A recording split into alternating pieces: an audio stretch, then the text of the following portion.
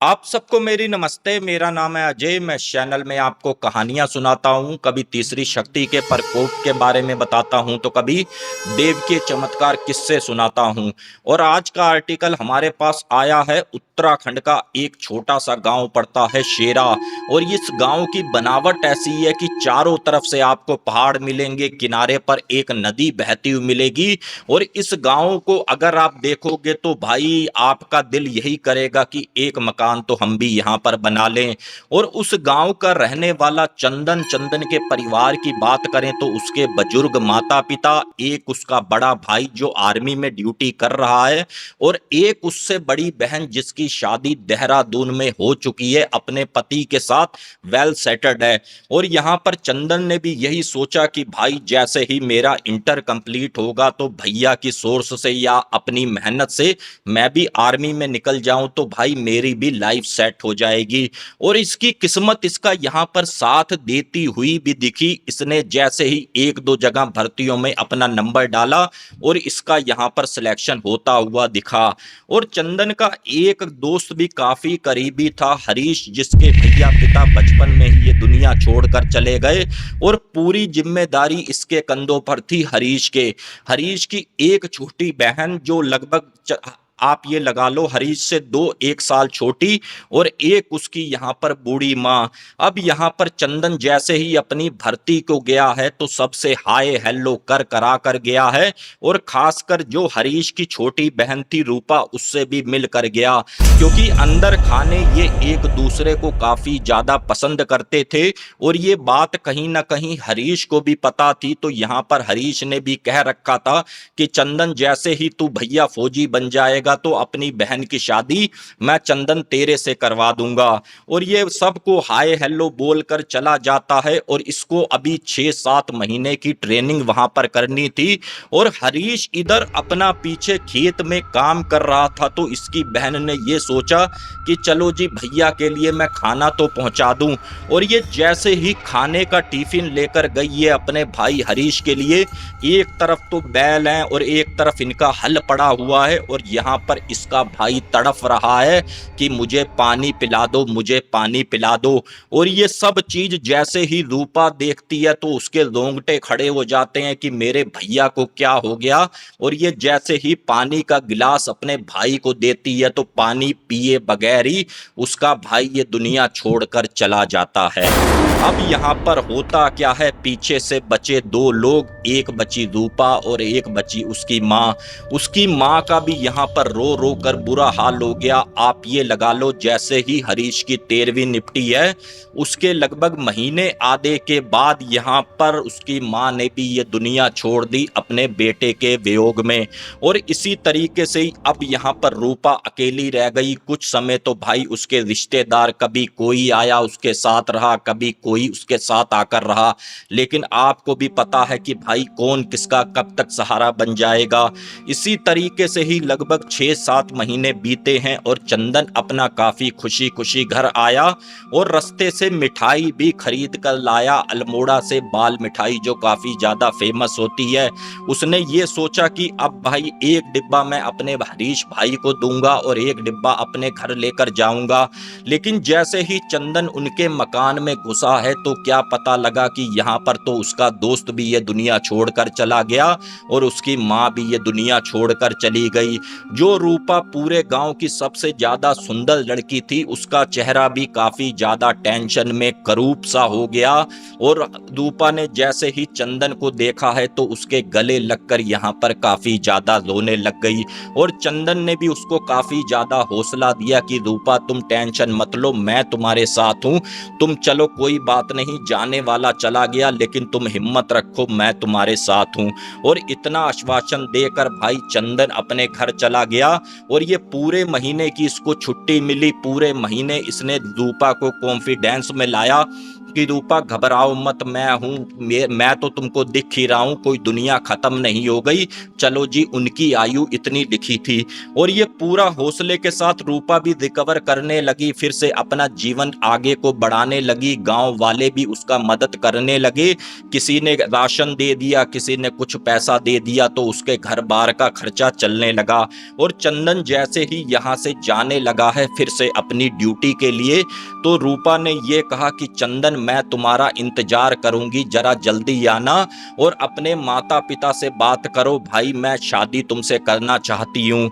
तो यहाँ पर चंदन ने भी उसको यही कहा कि रूपा तुम चिंता मत करो, मैं तुम्हें वचन देता हूँ और तुम भी मुझे वचन दो कि जब तक मैं नहीं आऊँगा तुम अपने किसी रिश्तेदार के कहने पर शादी मत करना।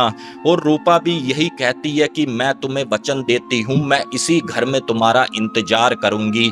अब यहाँ पर होता क्या है, जैसे ही चंदन अपनी आर्मी की ड्यूटी के लिए चला गया, उधर पता नहीं क्या हुआ, 10-15 दिन के बाद भाई जो भी पड़ोसी इनके घर के आगे से निकले, सबको इनका दरवाजा यहाँ पर बंद मिले।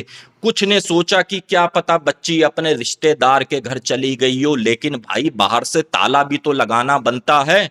अब यहाँ पर गांव में जब चर्चा का विषय बना, तो वहां के जो भी प्रधान जी थे वो आए, और जैसे ही मकान के पास आकर उन्होंने नीचे से झांका है, एक आधी खिड़की खुली थी तो उसमें काफी ज्यादा बदबू आना शुरू हो गई। अब यहाँ पर पुलिस को बुलाया गया। पुलिस ने जैसे ही दरवाजा खोला है तो क्या देखा है कि रूपा भी ये दुनिया छोड़कर चली गई, और इसको मरे हुए इस मकान के अंदर कम से कम 5 से 7 दिन हो गए। और ये सब चीजें देखी हैं तो पूरा गांव का गांव हिल गया। उसके रिश्तेदारों को बुलाया गया, गांव की मदद से उसका यहाँ पर अंतिम संस्कार अच्छे से करवा दिया गया। लेकिन होता क्या है, जैसे ही लगभग हफ्ता 10 दिन बीता है, अब यहां से इनके घर के आगे से कोई भी निकलने की हिम्मत ना करे, क्योंकि इनका मकान था गांव के बिल्कुल पहले, और जो आगे का पूरा गांव था लगभग इनके मकान से आधा किलोमीटर की दूरी पर। एक ही रास्ता इनके गांव का, और जो भी रात को यहां से गुजरे तो इनके घर का जो एक आम का पेड़ था काफी बड़ा, उस पर 2 लोगों को बैठा हुआ देखा गया कि एक तो रूपा लग रही है, एक उसकी मां लग रही है। तो गांव के प्रधान ने ये कहा कि जो हमारा रास्ता इधर का है, हम इधर से ही आएंगे, इधर से ही जाएंगे, हम इस रास्ते को ही ब्लॉक कर देते हैं अगर वहां पर कोई भी प्रेत शक्तियों ने वास कर लिया है। अब यहाँ पर होता क्या है, जैसे ही 3-4 महीने की छुट्टी के बाद चंदन आता है, और चंदन को भी ये बात कहीं ना कहीं पता लग गई थी कि हाँ भाई रूपा अब इस दुनिया में नहीं रही, वो भी मुझको छोड़कर चली गई। लेकिन भाई समय किसी के लिए रुकता नहीं है, और चंदन को ये कह दिया गया था फोन पर कि बेटा उस वाले रास्ते से मत आना, वो रास्ता भूतिया हो गया है, और तू आगे वाले रास्ते से आना। और चंदन को भी घर आते आवाते भाई काफी देर हो गई। कुछ उसने मिठाइयां भी खरीदी, क्योंकि इधर इसकी बहन के बच्चे भी आए हुए थे, काफी ज्यादा जिद कर रहे थे कि मामा रास्ते में आओ तो अल्मोड़ा से बाल मिठाई लेते आना। अब ये जैसे ही अपने गांव के ऊपर आकर भाई खड़ा हुआ है तो क्या देखता है कि भाई काफी ज्यादा यहाँ पर अंधेरा है, और जिस रास्ते से इसके पिताजी ने फोन पर बताया था वो रास्ता तो पूरा खुद चुका है, पूरा रास्ता बंद कर रखा है कि इधर से तो हम पैदल भी नहीं जा सकते। फिर चंदन ने सोचा कि चलो कोई बात नहीं, मैं इसी रास्ते से निकलता हूं। लेकिन जैसे ही चंदन उनके मकान के बराबर से निकला है तो एक नजर उसने उधर मारी है तो खिड़की पर इसको रूपा खड़ी हुई दिखी।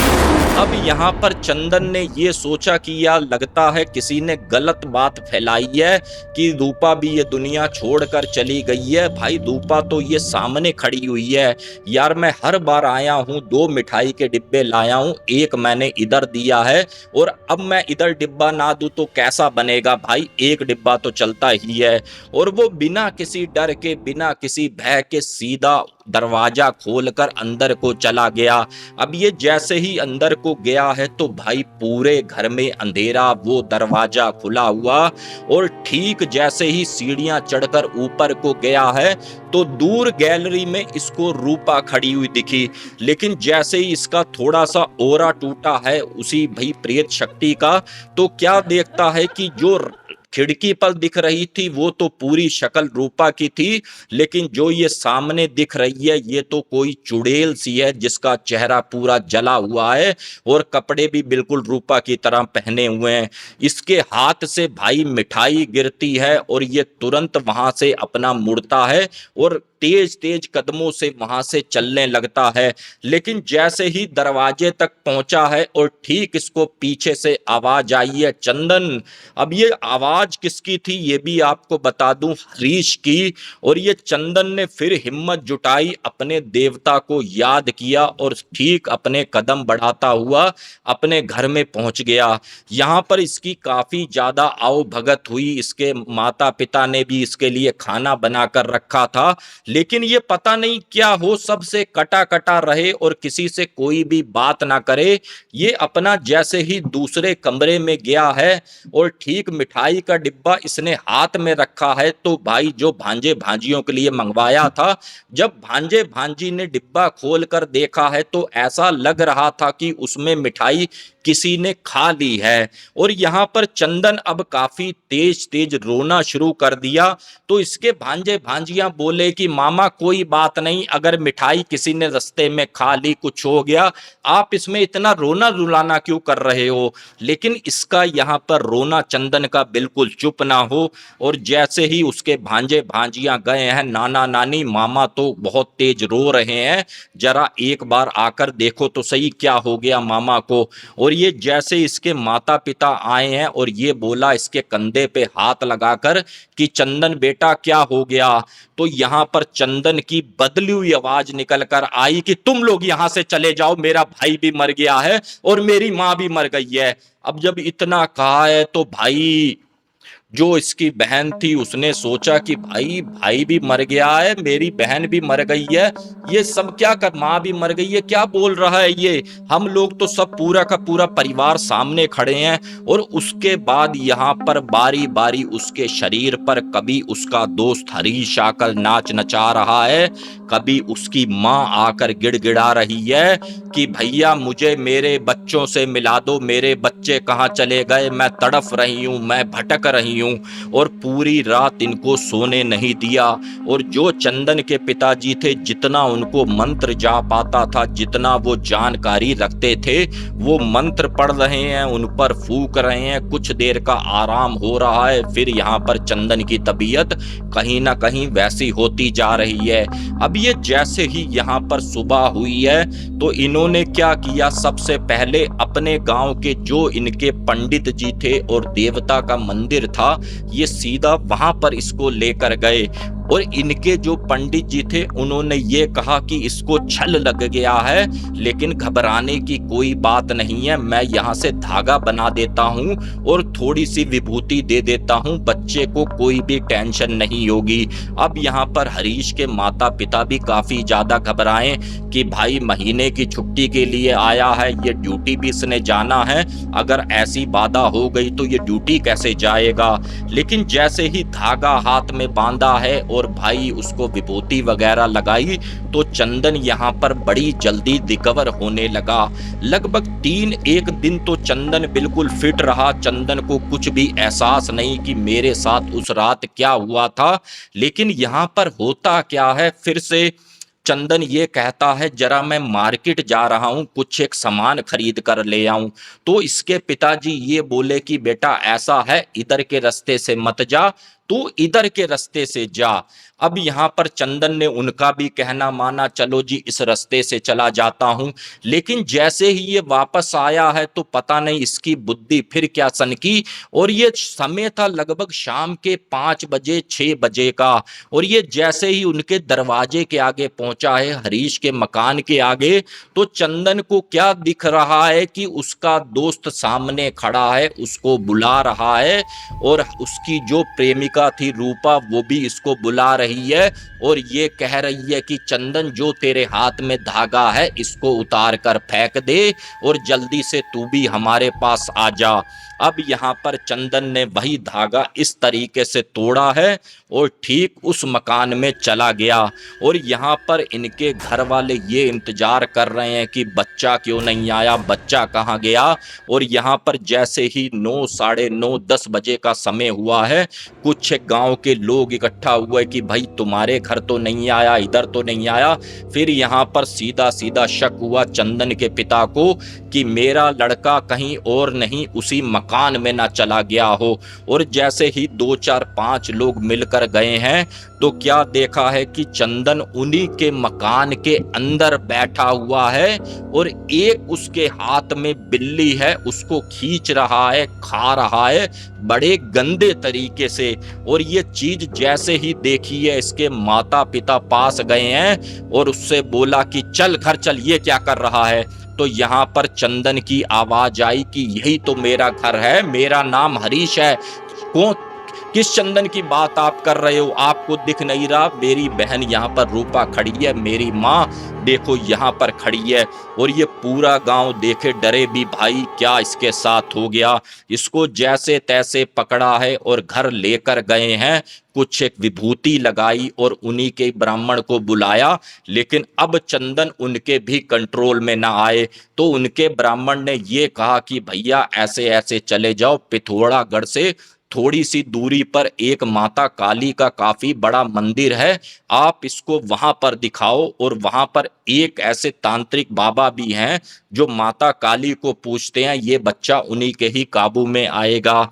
और इन्होंने बिना किसी देर लगाए एक वहां से महिंद्रा मैक्स बुक करी और उसी में ही इसको डाला है, लेकर गए हैं। और जैसे ही तांत्रिक बाबा के आगे बैठे हैं तो उन्होंने ये कहा है कि हमें एक बार वहां पर भी चलना पड़ेगा आपके घर, और उसका कुछ एक वहां पर इलाज हुआ है। और जैसे ही वो तांत्रिक बाबा उन्हीं के साथ गाड़ी में आए और ये कहा कि भाई कहाँ से दिक्कत हुई है इस बच्चे को, मुझे लोकेशन बताओ। और उन्होंने ये कहा कि यहाँ से दिक्कत हुई है और बाबा जी ऐसे ऐसे इस गांव, इस गली को भी हमने आना जाना छोड़ दिया है। तो यहाँ पर फिर उस तांत्रिक बाबा ने कहा कि ये जो मुझे पेड़ दिख रहा है, सबसे पहले तुम ये पूरा पेड़ यहाँ से कटवाओ, क्योंकि यहाँ से नेगेटिविटी फील मुझे काफी ज्यादा हो रही है। अब उन्होंने हैंड टू हैंड वो वहां से पेड़ कटवाया है और उस घर का भी पूरा कीलन कर दिया कि यहाँ से ये प्रेत शक्ति हटे। और उसके बाद इनके घर का भी कीलन किया है और चंदन का भी अच्छे से उपचार हुआ। अब ये 2-4 दिन जैसे ही बीते हैं और चंदन बिल्कुल यहाँ पर पूरा का पूरा स्वस्थ हो गया। उसके बाद ना कभी चंदन ने उसके भाई घर की तरफ देखा, ना कभी उस घर की तरफ गए, क्योंकि घर की तरफ चले भी जाते तो उस बाबा ने वो जगह कील दी थी, जो भी प्रेत शक्ति थी उनको भी वहां पर मुक्ति कहीं ना कहीं उसी तांत्रिक बाबा ने दिलवाई। और ये छोटा सा आर्टिकल जैसा मुझे भेजा वैसा मैंने आपके आगे रख दिया। अगर अच्छा लगा हो तो प्लीज चैनल को सब्सक्राइब करें, प्यारा सा कमेंट करें कि ये स्टोरी आप कहां से देख रहे हैं। और ये पूरा आर्टिकल मुझे देहरादून से भेजा है, जो चंदन का एक भांजा है शिवा, उसने लिख भेजा कि हमारे मामा के साथ ऐसे ऐसे हुआ था और उस समय हम वहीं पर थे। और ये पूरा इंसिडेंट आपको बता दूं सन 2014 के करीब इनके साथ घटा था। बाकी फ्रेंड्स मिलते हैं फिर किसी और न्यू हॉरर स्टोरी में। जय हिंद, जय भारत।